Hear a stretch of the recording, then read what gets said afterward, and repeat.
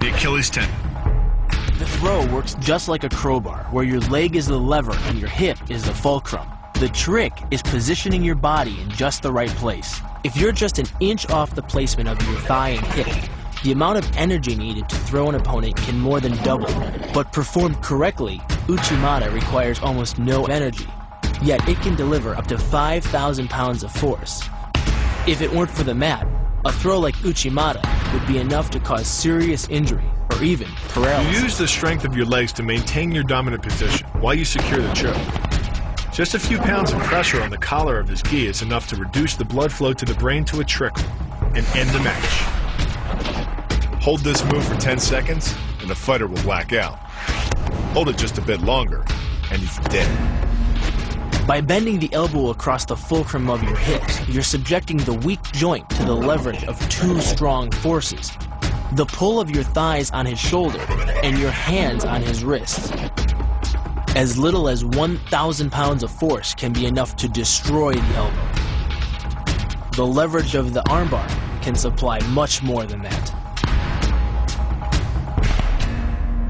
The sacrifice throw is a simple lesson in conservation of energy. The stronger the opponent attacks, the further he gets thrown. It works like a catapult, where your opponent's momentum supplies the counterweight. The faster he's going, the further he's going to fly. And the harder he's going to land. That land with the side, ball, or top of the foot. The gastrizin uses the heel to deliver the blow.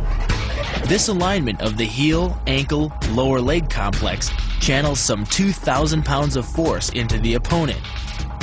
More than enough to break a baseball bat. The higher you can lift your opponent in this move, the faster he'll hit the ground.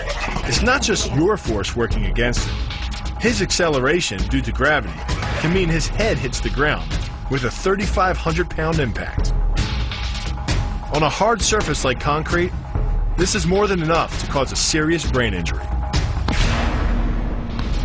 First, the opponent's arm works as a lever to optimize your control. Second, your own back serves as a pivot point for the throw.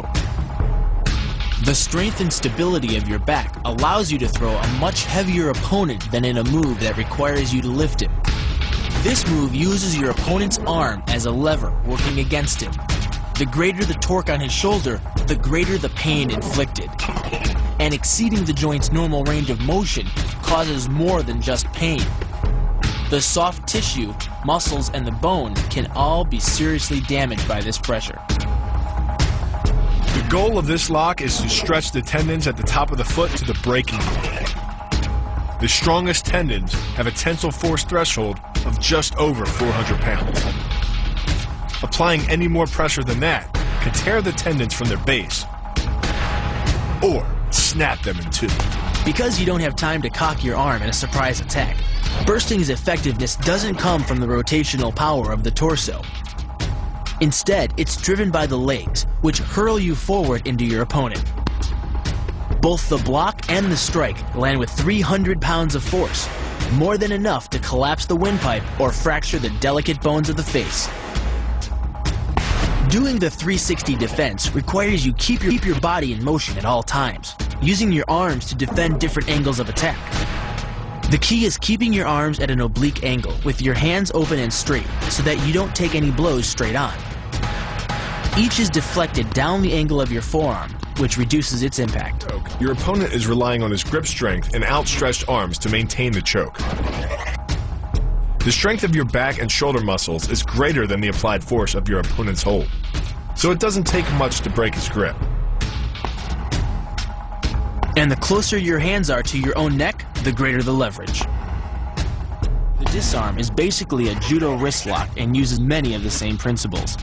By pulling your attacker forward as you turn, he loses his balance, giving you control of his wrist. The barrel of the gun then becomes a lever, allowing you to take the gun. Because you are using the muscles of your torso, which can deliver up to 10 times more force than the muscles of the wrist, the disarm works against an opponent who is much stronger than you. An elbow strike from another martial art, Muay Thai. But because the metal doesn't deform on impact, like human bone, every ounce of power is channeled directly into your opponent's face. With the twisting motion of the torso generating the force, and the stiff metal of the M16 providing the impact. It's enough to shatter a cheekbone or break a jaw. The combined momentum of your forward step, the twist of your torso, and the swing of the rifle, the butt stroke can strike your opponent at over 18 miles per hour, carrying well over 550 pounds of force.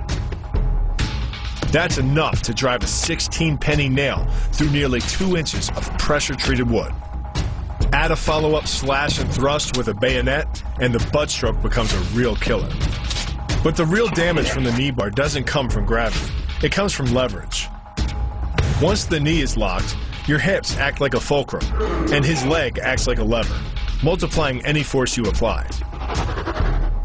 So even though the ligaments and tendons around the knee can sustain 1,700 newtons of force, the knee bar can load a lot more than that, enough to completely destroy the joint. Pushes his opponent at a location above the center of mass, while using his sweeping leg to create a tripping point, which is below his opponent's center of mass.